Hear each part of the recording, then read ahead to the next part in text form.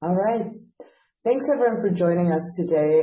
We have, I wouldn't say an update because we've never actually hosted Newcore Gold before. First time, so excited to hear the story.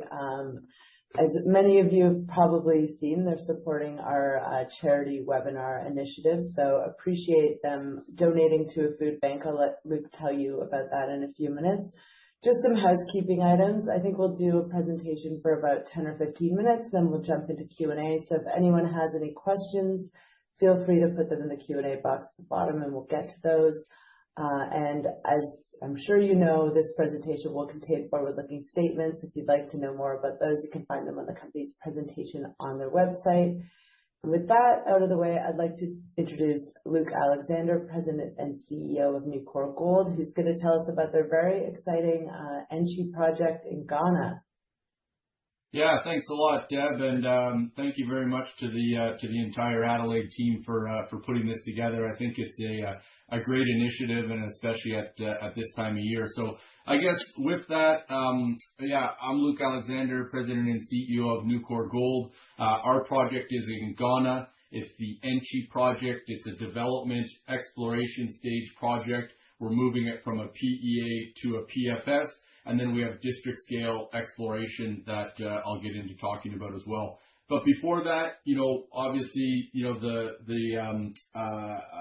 goal of this webinar is to raise money for charities, and the charity that we've chosen to donate to is near and dear to us at Newcore.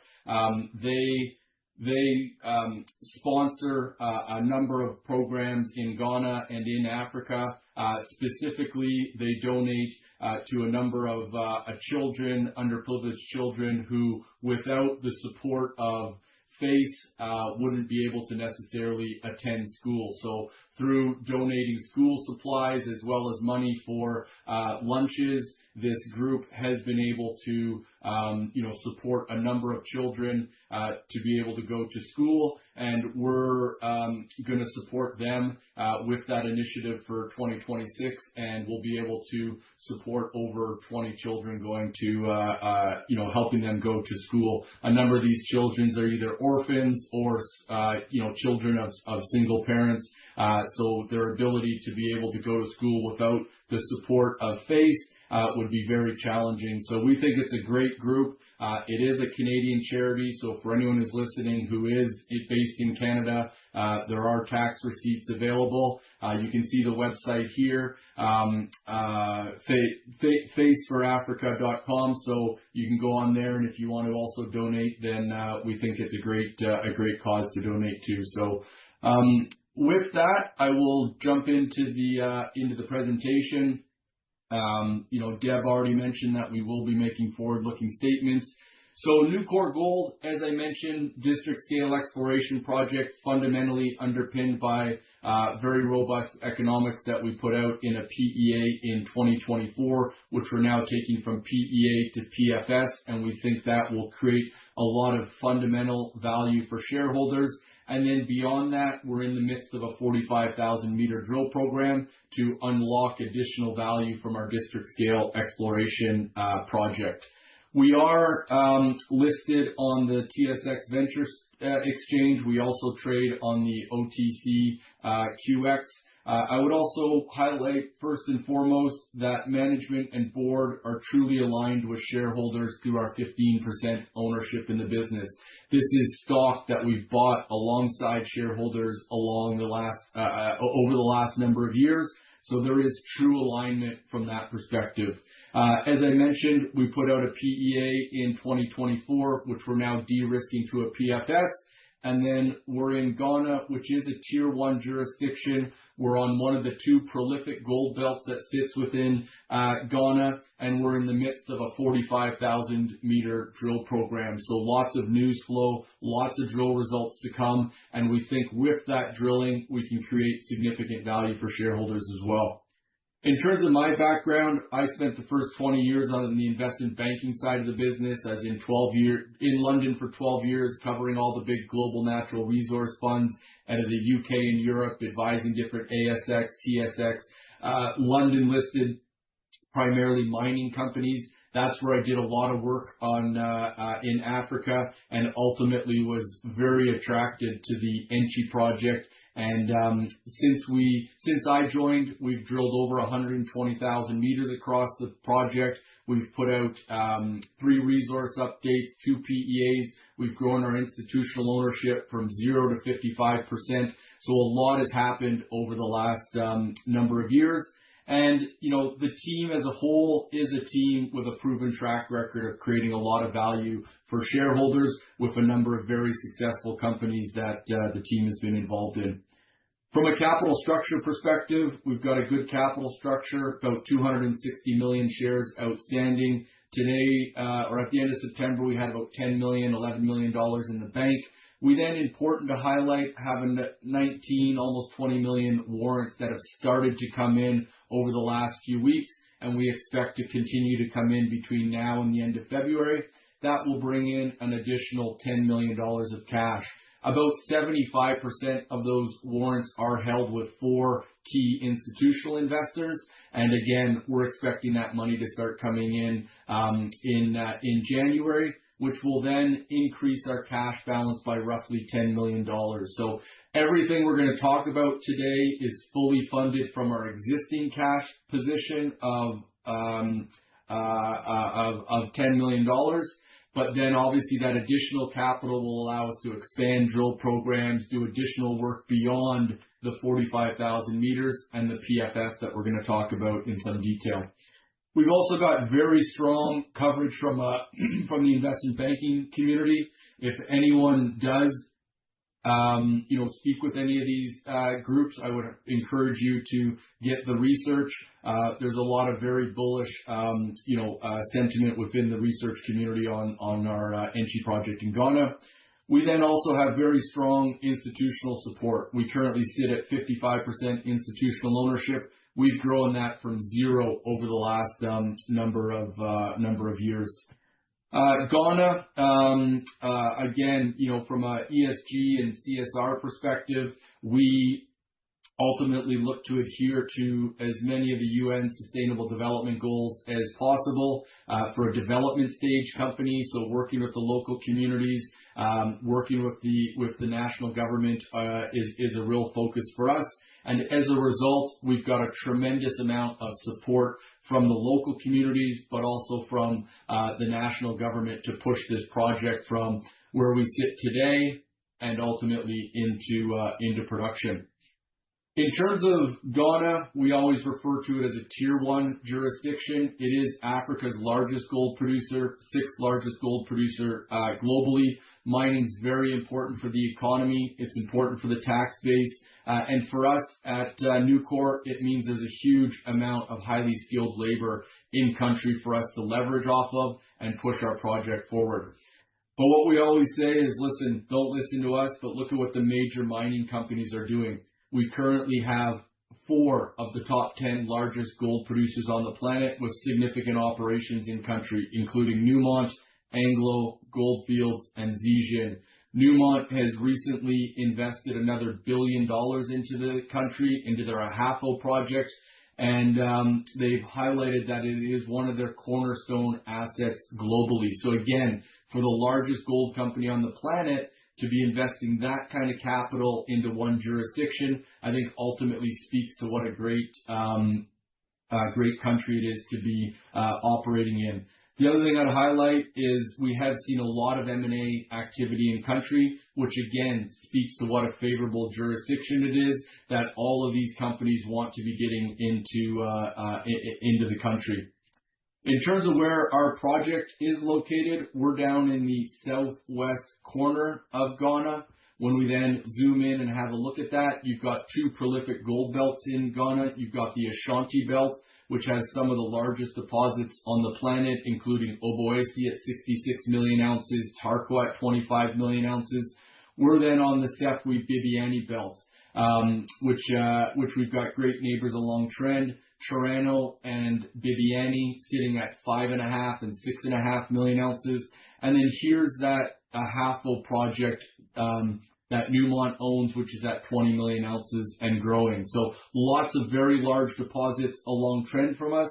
Directly on the other side of the border in Côte d'Ivoire is the Afema project, which is sitting at 4 million ounces and growing. So again, when we talk about being on a prolific belt, this is one of the key things that we point to in terms of the potential size that our Enchi project could grow to. Looking at the project itself, 248 square kilometers in size. We've identified roughly 25 targets to date, of which we've only drilled on 9 of them, and 5 of them make up our resource today. So lots of greenfield targets for us to go after, as well as the average vertical depth of our pits that constrain our resource today is only down to 80 meters. So the ability to drill deeper, which we'll talk about, is where we think we can add a significant amount of ounces and unlock additional value for shareholders. We are, as I mentioned, in the midst of a 45,000 meter drill program.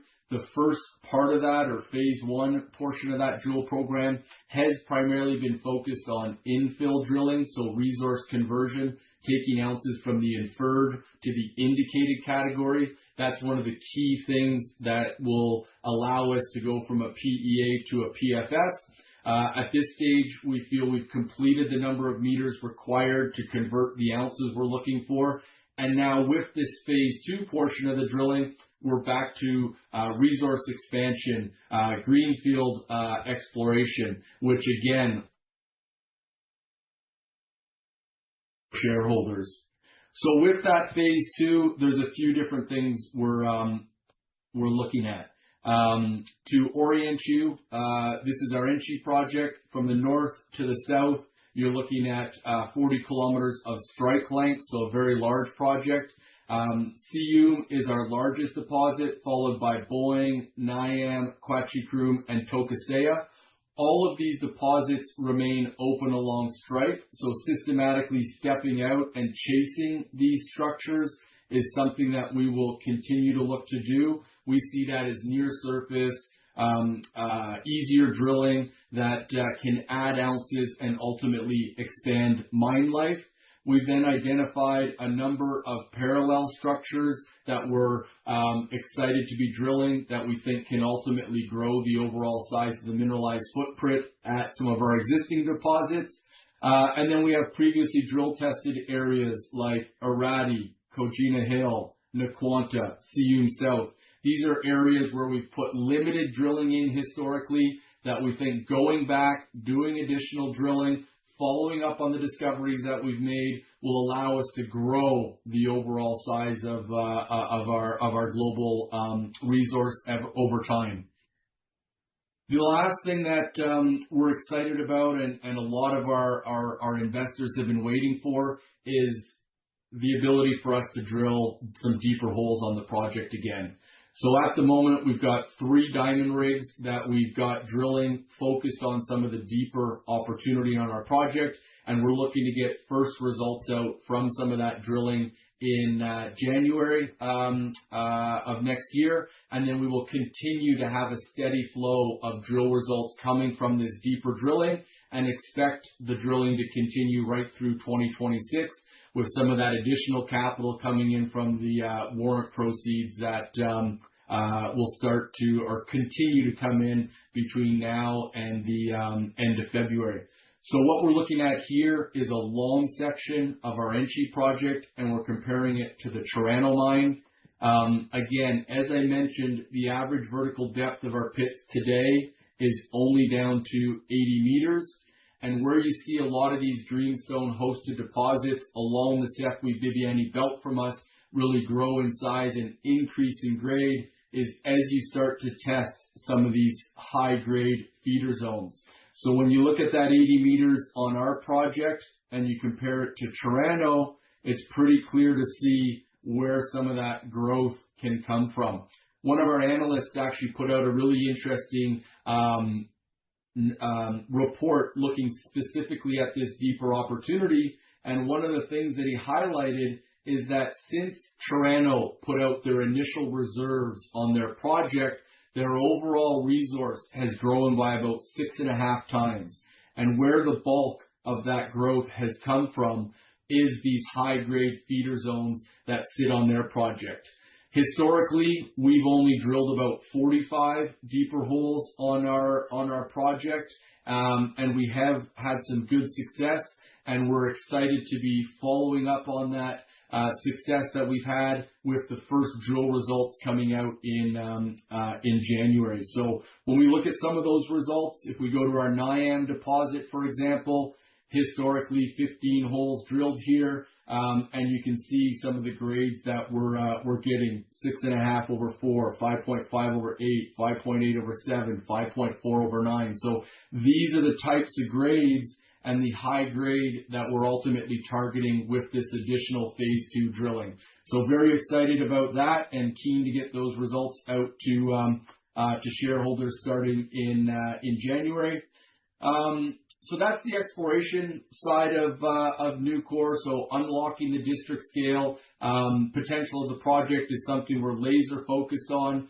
Getting into this deeper drilling is something we've been excited about for a number of months and can't wait to get these results starting to come out for us and investors. But there is a fundamental underpinning of value for the company, which we often talk about. So in 2024, we put out a very simple open pit heap leach PEA. When you look at the results from that at a $3,000 gold price, you're looking at an after-tax NPV of 971, after-tax IRR of 136%, nice production profile of 122,000 ounces over a 9-year mine life. That NPV compares to a market cap today of roughly, call it $120 to $125 million US market cap. So when we talk about the ability to fundamentally re-rate the company, we think by taking it from a PEA to a PFS, we will, create a multiple re-rate in the market for shareholders. One really simple way of looking at our project is for every $100 move in the gold price, the project adds roughly US $50 million to the NPV of the project. So we're adding about 40% of the market cap of the company today for every $100 move in the gold price. So a tremendous amount of leverage to the gold price for investors is something that our project provides as well. When you get up to trading ranges in the, call it $3,000 to $3,500 range, which is where long-term consensus is these days, you're looking at $970 to $1.2 billion of after-tax NPV. So again, going from PEA to PFS, that process of de-risking the project commands a higher multiple from the market, and that's where we think we can unlock some fundamental value for shareholders. So with that, maybe I'll just kind of recap and then we can jump into questions. So 45,000 meter drill program underway. Phase 1 is completed, which was the resource conversion. We're now focused on resource expansion, and the thing we're most excited about is this deeper drilling and looking forward to getting those results out or starting to get those results out in January and continue to aggressively drill right through 2026.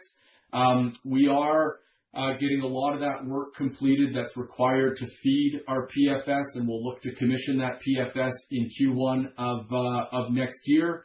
And then, at the end of the day, you've got a management team and board, as I mentioned, who are truly aligned with shareholders through that 15% ownership, very strongly backed by deep-pocketed long-term institutional investors, as well as great support from the capital markets in a tier 1 jurisdiction that has a lot of desire to see mining projects built.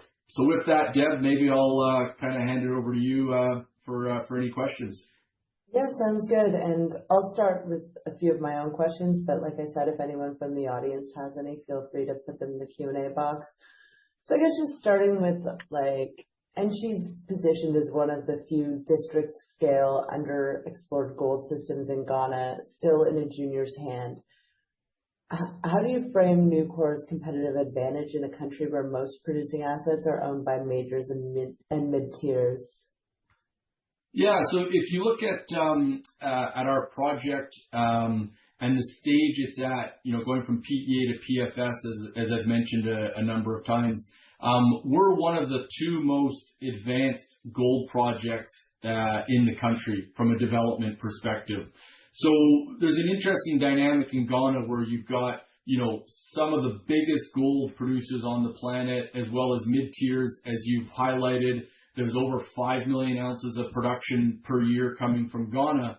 But then there's really a dearth of development stage projects in the pipeline. So, that's one of the real advantages for us is that, we've got a lot of support from the government to take this project from, development stage and into production. They're very keen to see mines built in country. As I mentioned, it's important for jobs. It's important for taxes. It's one of the biggest contributors from a FDI perspective in the country. So we've engaged a lot with the government over the last number of years. Our entire team in Ghana is Ghanaian. We don't have any expats in country, and they've talked about the support and the desire to see our project move into production. So that'd be, I'd say, probably the key element is where we sit in the country relative to the other projects that are in country. There's production, and then there's us.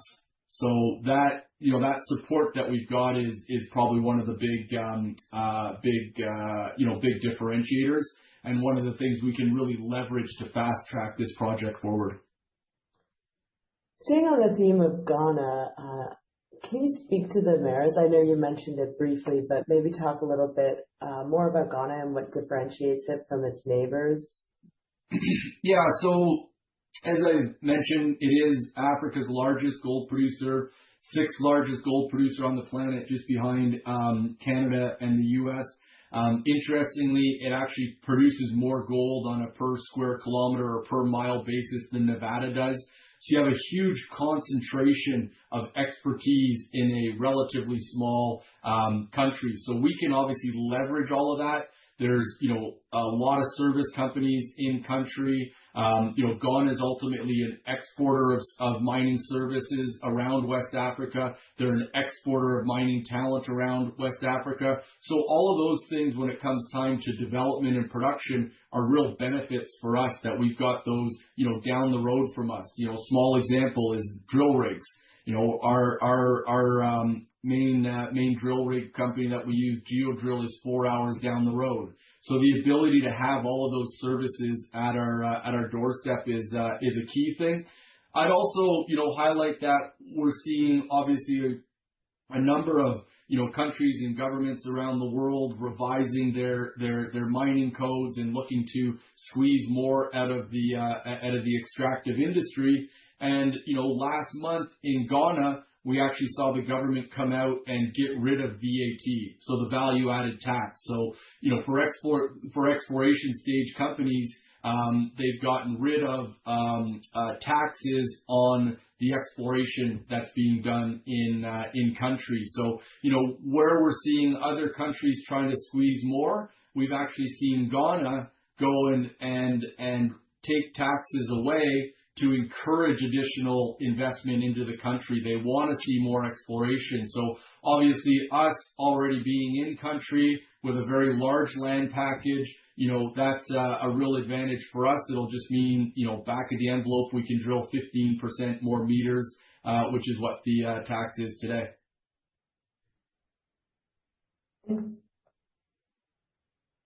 Can you talk a little bit about foreign ownership rules, royalties, permitting timelines, etc.?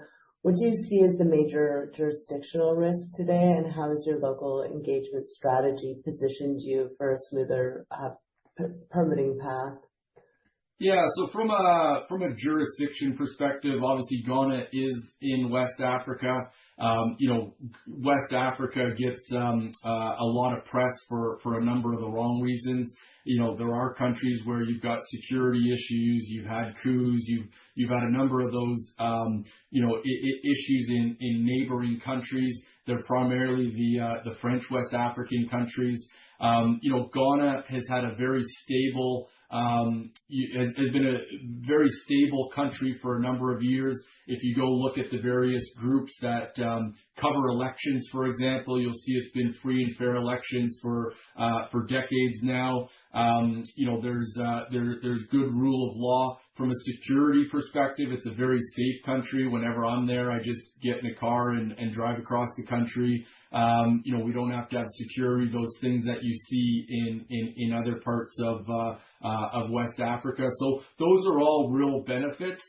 And then again, because there is 5 million ounces of production, you've got a lot of the majors in country already. There's a very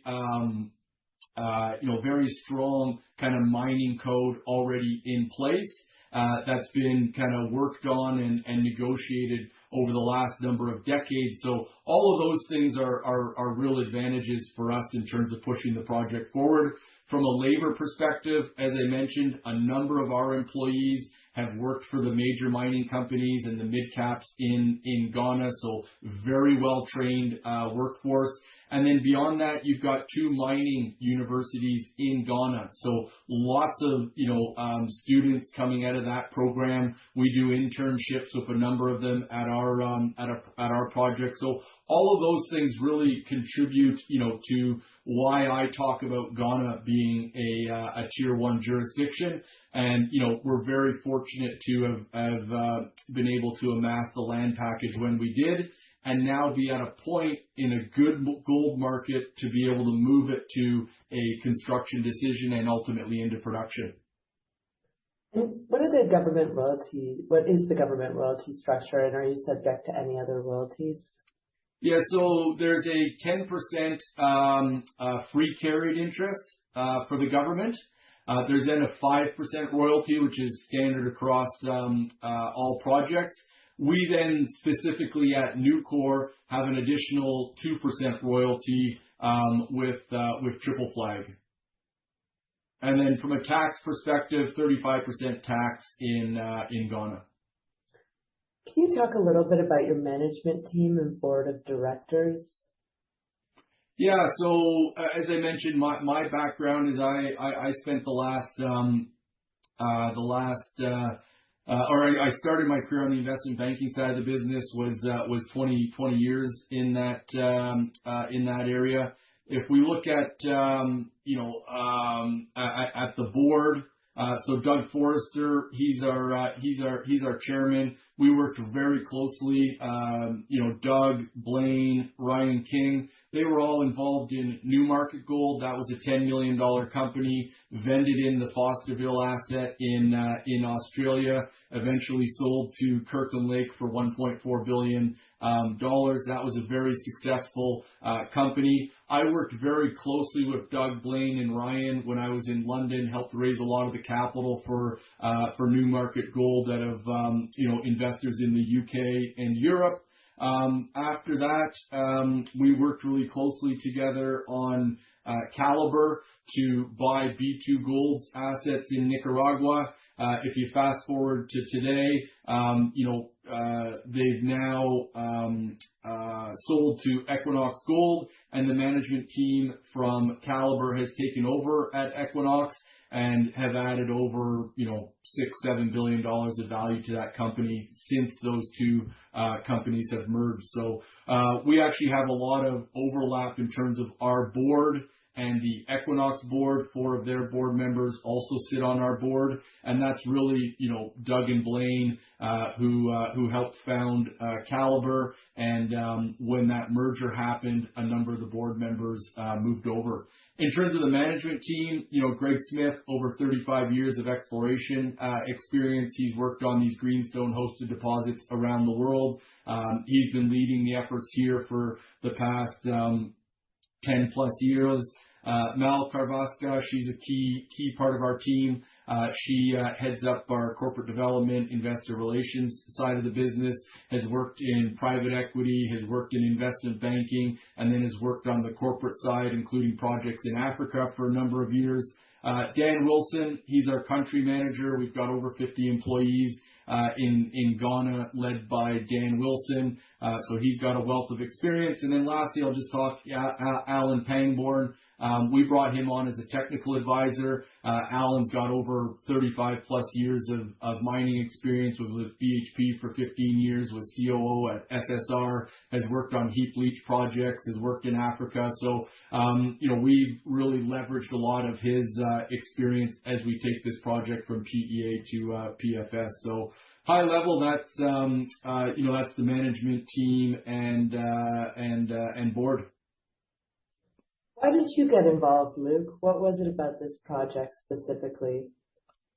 So when I got involved, I had obviously done a lot of work in Africa, specifically Ghana. I've always viewed as a tier one mining jurisdiction for all the different reasons that we talked about, and ultimately saw this project as an opportunity that had district scale exploration in a country that ultimately wanted to see mines being built, and viewed it as, with additional capital, drilling, exploration, we could ultimately create a lot of value for shareholders, and backed by a board and team that had a lot of very successful companies that they had been involved in. I had worked with the team involved here for a number of years, as I mentioned, Newmarket, Caliber, those different groups. So that was really what attracted me to the project, was the asset, the country, and then the team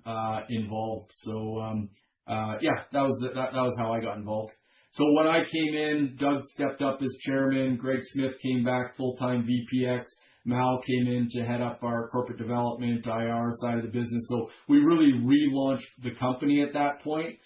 We've since grown the institutional ownership from about 0 to 55%. We've brought on 3 investment banks who've seen the tremendous upside opportunity and are now covering us from a research perspective. So, a lot's happened since we relaunched the company at that point.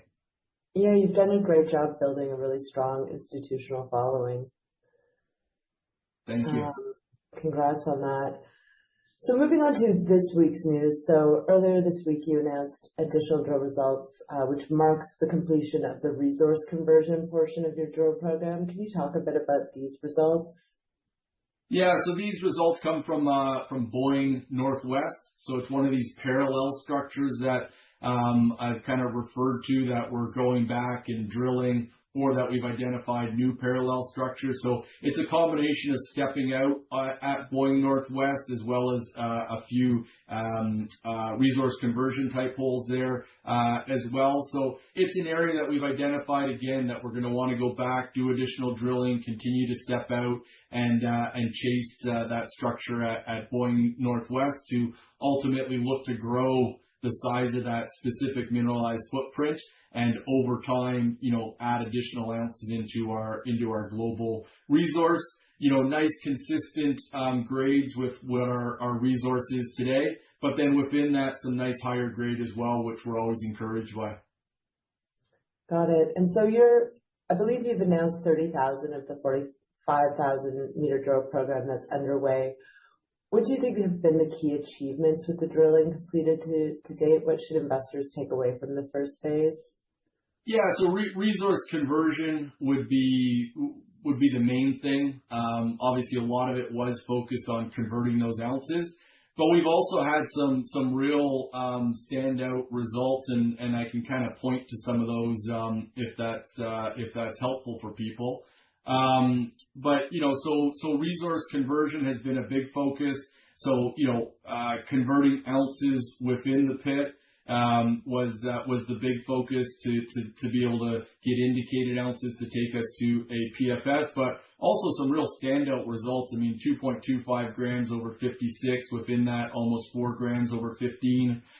Within this first 30,000 meters, we also had our best grade meter intercept ever, so 204 grams over a meter. I would argue that results like these, 3.6 over 28, within that almost 7.8 grams over 11 meters. So we've had some real standout results, as part of the resource conversion program. So that's been the big focus is converting ounces. But obviously, anytime you start to see these types of results as well, you're very encouraged. And a lot of these will warrant additional follow-up. I mean, this hole over here is similar, 4.4 grams over 20 meters. I mean, that's over 100 gram meter intercept. So so very pleased with the results. And now with this second phase, we're obviously back to focusing on pure resource conversion type drilling.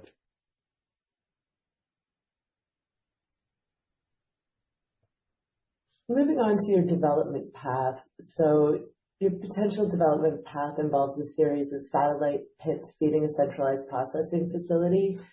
As you've highlighted, your current PEA focuses on the shallow open pit mineralization that's amenable to heap leach processing. Why was a heap leach process determined to be optimal, and how do you envision the longer-term transition to deeper, fresher mineralization and higher-grade feeder zones transforming the path forward at Enchi? I think that was the longest run-on question I've asked this week. So good luck, Luke. If you need me to ask it in pieces, let me know. I should have been taking little notes just to break down the question so I could, I could ultimately look at that. So, in terms of, maybe I'll just try to pull it back up here. No, here, I'll ask it. Do you want me to break it down? No, right here. So in terms of looking at the project, so talking about, where the heap leach is located. So we're looking at putting it right in between Boin and CU, which are our two largest deposits. So ultimately being able to truck material from those two areas to a centralized processing facility. That's only about 1.5 kilometers away from those two deposits there. We've then got Nyam and Tokasea, which are a little bit longer trucking distances, but that's kind of the call it hub and spoke centralized facility area. So we've got very large zones of oxidized material on our project. So that's one of the things that attracted us to looking at a heap leach operation. We've also had very good column test recoveries in the oxidized material. So kind of some of the tests that we've done are averaging 92% recovery. So very strong recoveries, plus very large oxidized resource kind of led to looking at a heap leach operation, and that has obviously produced very strong economics. In terms of the mid to longer term, one of the things that we're looking at, and specifically in this gold price environment, is if you look at our PEA, the base case that we used was 1,850. That was in, middle of 2024. I know a lot of people probably can't believe that, gold price of 1,850 was used for an economic study when we're trading at 4,300 today. But that was the environment we were in 2024.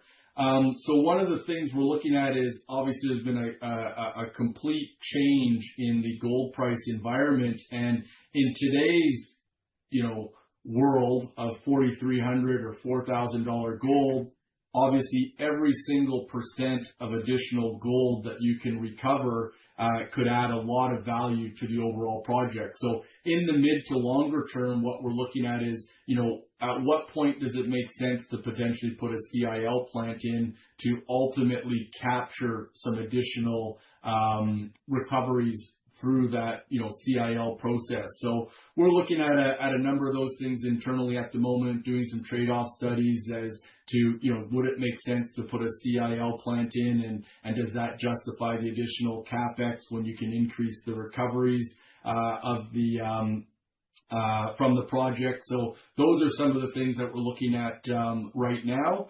And what that could also do is create a real step change from a production perspective. So obviously processing the oxidized material through a heap leach operation, can create a lot of production. But if you then went and layered a CIL, for example, on top of that, that could create a step change from a production perspective. So we're doing some trade-off work at the moment to look at, the additional recoveries that would come from a CIL and what that would mean from a production perspective, and ultimately the economics of the project, which one creates the most the best economics for the project. So I don't know if that can't answered all of those questions within the question, but it works for me. And you actually answered another question too, so saved yourself time later. I guess the last question I have on development is what development work is currently underway that's critical for advancing the project to a pre-feas, and how much of the current inferred resource do you think could be reasonably moved into the indicated category? Yeah, so there's a lot of work going on in the background, and this is all work that's required to de-risk. And again, big part of the reason you see a multiple, re-rate for companies at a PFS stage is because of all the de-risking work that needs to happen. So we're doing hydrological work, we're doing geotech work, we're doing additional metallurgical work on the project, we're doing additional environmental work as well as other baseline studies. We're doing compactability test work. So there's a lot of work that's been happening over the last year that is moving us to that point of being able to commission our PFS in the first quarter of next year, with the goal of getting that completed by the middle of next year, as well as obviously all of that drilling, infill resource conversion drilling that we've been doing. If you look at our resource that fed our PEA, and I can pull it up here if that's helpful. If you look at our resource that fed our PEA, we sat at 970,000 ounces in the inferred category, and our goal is to move that from move 570,000 ounces from the inferred category to the indicated category. And the reason we look at 550,000 ounces is because ultimately what fed our sorry, I just lost the slide here. What fed our PEA was 1.3 million ounces, and at 970,000 ounces in the inferred, 740,000 ounces in the indicated category, we're ultimately looking to, here we go.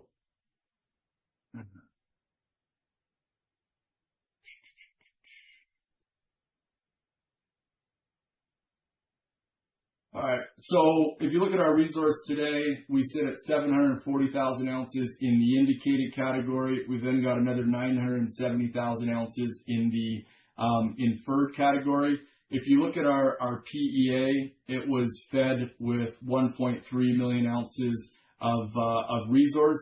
So our goal is to ultimately convert roughly 550,000 ounces from the inferred to the indicated category. That would get us to our goal of roughly 1.3 million, which would allow us to then wrap a PFS around, what we outlined within the PEA. So with that initial, call it 30,000 meters of drilling, we think that we've been able to accomplish that goal from a resource conversion perspective. And now, obviously, with the second phase of drilling, we're back to that more exciting resource expansion, drilling and going after a number of these targets. You already talked a lot about the upcoming targets that you're focused on for the exploration phase. Do you want to revisit them? Do you want to tell us what you're most excited about? Yeah, absolutely. And we can, I'll just pull up a couple more slides here. Hopefully these visuals are helpful, and I'm glad everyone's being patient with me as I bounce around a little bit. So again, we looked at this long section here, compared it to Toronto. So these high-grade structures that you see on these greenstone-hosted belts is obviously something. Wait, there we go. These shoots here that we see along the Stepwey-Bibiani belt and other greenstone-hosted belts around the world is something that we're obviously very excited to chase and explore. We looked at NIAM and where some of these structures ultimately sit on our project. So just as a reminder, these are the pits that average 80 meters in depth. Historically, we've only drilled 15 deeper holes here at NIAM. As I mentioned, some very good results: 5.8 over 7, 5.6 over 8, 5.4 over 9. 500 meters to the south, 3.2 over 9, 7.4 over 8, 3.5 over 9. So this is one area that we're going back to and drilling some additional follow-up holes to ultimately look to continue to chase these structures at depth. We've also been drilling some holes over at our Boin deposit. So just as a reminder for everyone, Boin is our second largest deposit. So historically, we've drilled 15 deeper holes here at Boin. It's important to highlight that for us at Enchi, at Newcore, 250 to 350 meters is what we consider deep. So on a global scale, that, as you would know, is relatively shallow.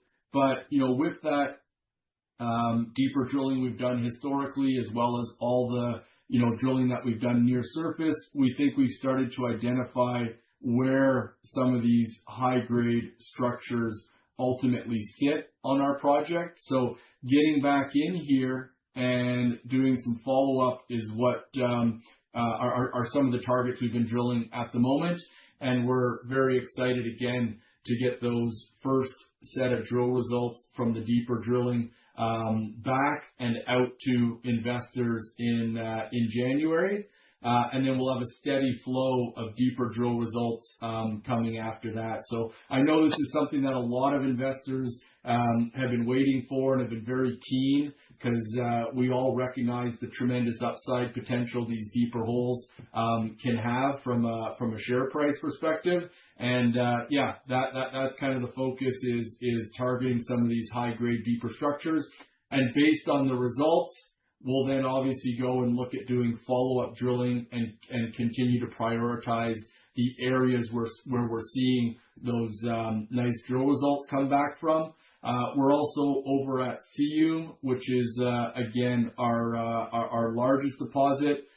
We've got some holes that we've been looking at drilling and starting to drill there at Siyum below those existing pits as well. So it's really a combination of targeting our three main areas from a deeper drilling perspective at this stage. Since you have this map up, maybe you can talk a little bit about the full district scale potential. Yeah, so when you look at this map here, you're looking at 248 square kilometers in size, so it's a very large land package. Again, we've identified about 25 targets to date across our project, so lots of targets for us to go after.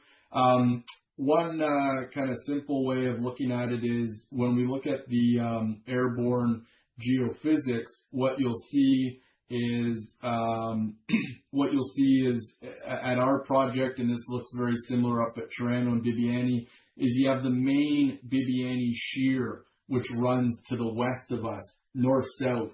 You then get these second and third order splays coming off of that main Bibiani shear. And that's where you'll see a lot of the mineralization sitting and where a lot of our targets ultimately sit. When you add up the total strike length of all of that shearing going through our project, it adds up to about 100 kilometers of strike. So when we talk about district scale, it's a combination of the number of targets, the shearing going through our project, as well as obviously the fact that we've had very limited deeper drilling on the project. So all of those have the potential to add a significant amount of ounces to the project. And again, when you look at neighbors along trend from us, you're looking at, Toronto at 5.5 million ounce historical endowment, Bibiani at 6.5 million, Newmont at 20 million ounces and growing. So we think there's significant opportunity for us to grow this resource with additional drilling across the project. We've then also gone and done tens of thousands of soil samples across the project as well. So this is another way that we look to help identify the various targets on our property. All right. It's massive, right? Yeah, very large land package. This is a new area that we added a couple of years ago called Omampe. That added about 36 square kilometers to our project. So we're in here right now doing a bunch of soil sampling, trenching, that type of work to look to, prioritize some of the targets in that area as well. Nice. Well, moving on to valuation. So when you benchmark Newcore against other West African developers, particularly those with district scale land packages, where do you see the largest valuation disconnect, and what do you believe the market's not fully appreciating about Enchi? I mean, the district scale exploration potential obviously can create huge upside for investors. But ultimately, one of the things as an investor in Newcore that I really like is the fundamental underpinning of value that the company has. I mean, this is a project that we're able to move to a construction decision and ultimately into production without finding another ounce on it today.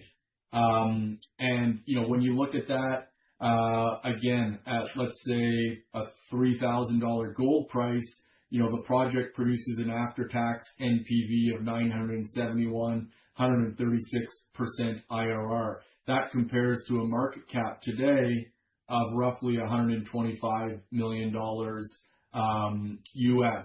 So when you look at, PEA stage projects, they'll typically trade in that, call it 0.2 to 0.3 range. I mean, based on the NPV here, we would be trading, around 0.1 times the NPV of the project. So we think there's a disconnect in terms of, the fundamental value of the project. And we think, and I think that through de-risking it to a PFS, we can unlock some of that, value disconnect. But then beyond that, again, we could wake up tomorrow morning and find out that we've had, a huge intercept at Boin, which could add incremental value beyond the project that we're moving to a construction decision today. So, and I would argue that ultimately the exploration investors get for free today because of that fundamental underpinning of value that we think we can, re-rate through this de-risking process to a PFS.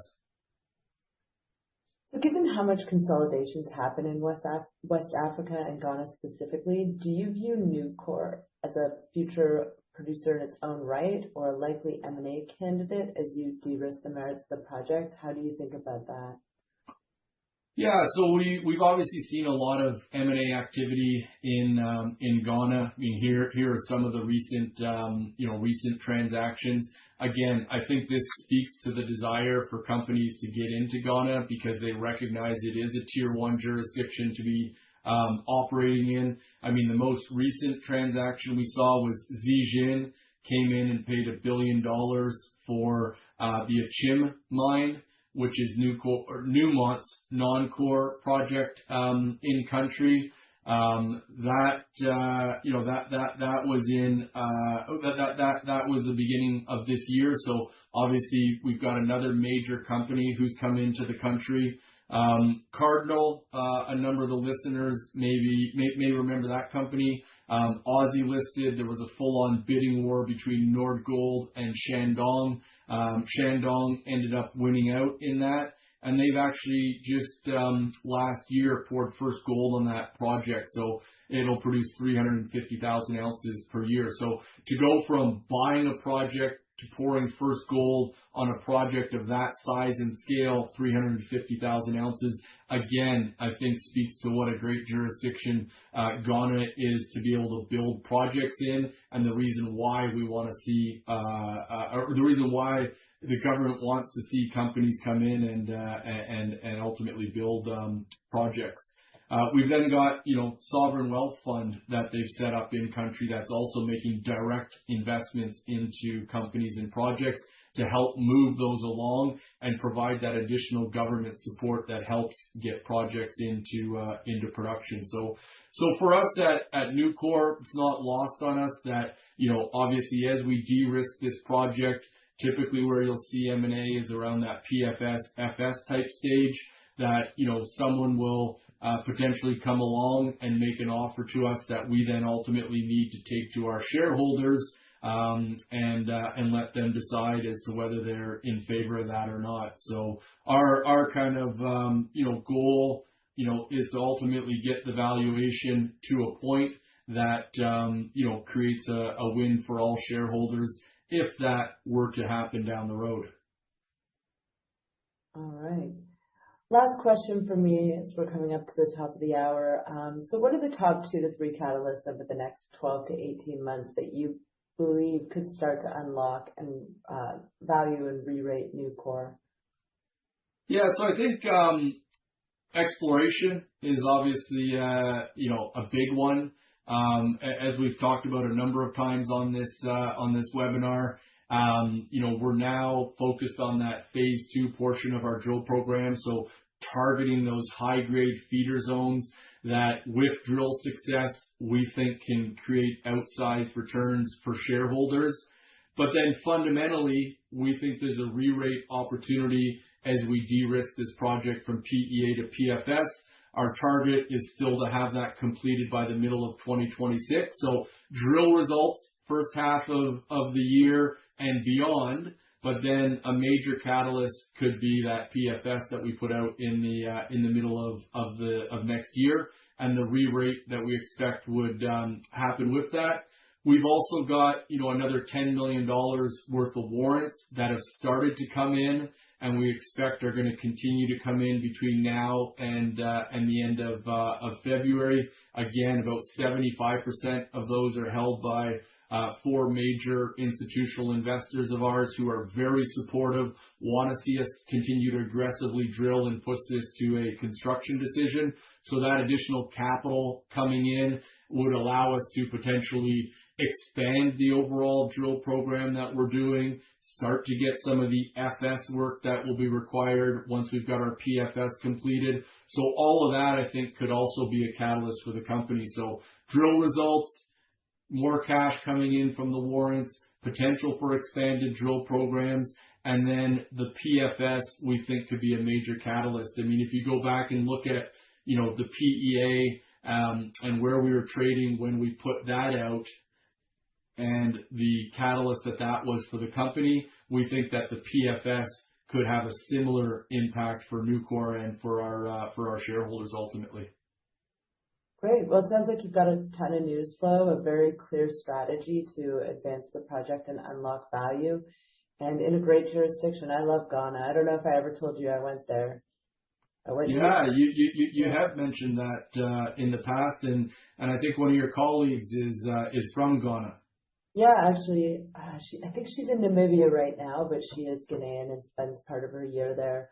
Actually, my friend, not my colleague, but my colleague's my friend too, but my friend that I went to her wedding, her uncle was Adam Mills, who was a former prime minister who unfortunately died in office. But yeah, I love Ghana. It's a wonderful place.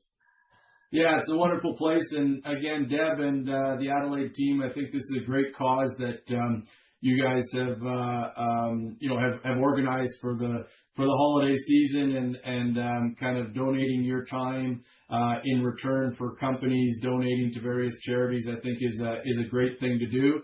And obviously, just to reiterate, the charity that we wanted to donate to and would encourage anyone watching this webinar to donate to is FACE, Yeah, we Face for Africa. You can see the website there. It does a lot of great work. It allows a lot of kids who wouldn't necessarily be able to go to school otherwise to be able to get a good education, which ultimately is the fundamental foundation for for success and growth. So we think this is a great charity. And again, Deb, thanks to you and the team for organizing this. Well, thanks for presenting, Luke. Thanks to you and your team for being incredibly organized. And yeah, thanks to all the participants for your questions and your participation. If anyone has any follow-up questions or wants a meeting, feel free to reach out and I can have that organized. And yeah, I guess happy holidays, everyone. Thanks a lot.